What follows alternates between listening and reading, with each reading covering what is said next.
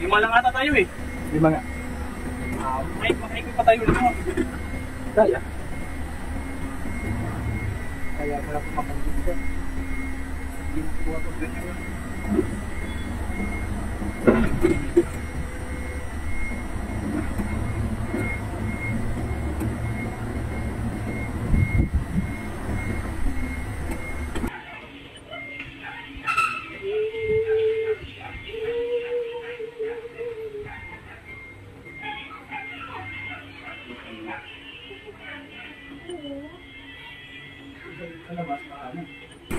Ang laki ng kaibahan nito mga boss kaysa street truck or bus, kasi pag kumiling ka sa kanan, liliko siya sa kaliwa. Pag lumiko ka naman sa kaliwa, liliko naman siya sa kanan. Nakakalito, pero pag masanay ka mga boss, matutunan mo naman din.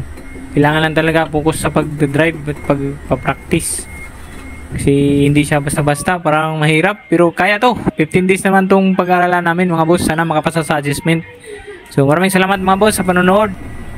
Maraming salamat sa mga nag-support sa ating mga boss. Meron na tayong 1,300 plus followers.